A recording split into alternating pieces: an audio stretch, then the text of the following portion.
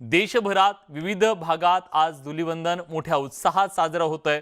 2 वर्ष कोरोनाचं संकट आणि त्या संकटात अनेक निर्बंध आणि त्यामुळे धुळवड ही अतिशय साधेपणाने आपल्याला साजरी करावी लागली। पण यावर्षी चित्र वेगळं आहे। कोरोनाचं संकट हे कमी झालं आणि त्यानंतर मोठ्या उत्साहात नागरिकांनी धुलीवंदन साजरा करायला सुरुवात केली। उत्तर प्रदेशातल्या वृंदावनमध्ये मोठ्या उत्साहात रंगपंचमी साजरी होतीये। हजारो जण यात सहभागी झाले। रंग आणि फुलांची उधळण करत या ठिकाणी रंगांचा हा रंगोत्सव साजरा केला जातोय। अमृतसर आणि कोलकाता इथं सुद्धा रंगांची यथेच्छ उधळण करण्यात येते। पर्यावरणपूरक रंग वापरायला नागरिकांकडून पसंती मिळते। अबाल वृद्ध सगळे जण अक्षरशः आनंदात रंगात न्हाऊन निघाले।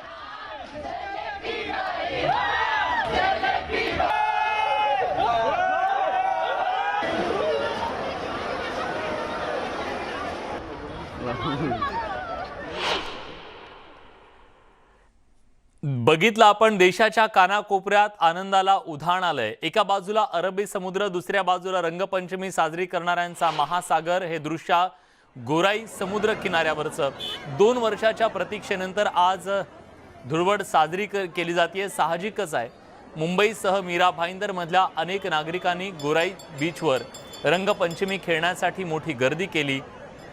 पाहूया या रंगोत्सवाचा हा आगळा वेगळा रंग।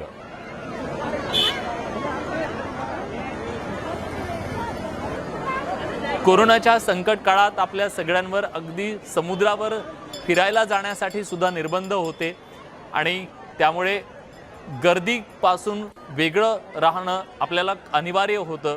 अशा वेळी 2 वर्ष ही रंगपंचमी रंगोत्सव आपल्याला साधेपणाने साजरा करावा लागला। गोराई बीचवर धुळवड साजरी करण्यासाठी मुंबईकर एकत्र जमले आणि तब्बल 2 वर्षाच्या नंतर धुळवड मोठ्या आनंदात उत्साहात साजरी झाल्यानं एकदम बेभान होऊन या रंगांचा उत्सव सगळ्यांनी साजरा केला। आढावा घेतलाय आमच्या प्रतिनिधी स्वाती लोखंडे ढोके यांनी। पारंपरिक सणांसाठी प्रसिद्ध आहे, तितकेच इथले समुद्र किनारेही प्रसिद्ध आहे। साहजिकच आहे, या समुद्र किनाऱ्यांवर होळीसाठी गर्दी किंवा रंगपंचमीसाठी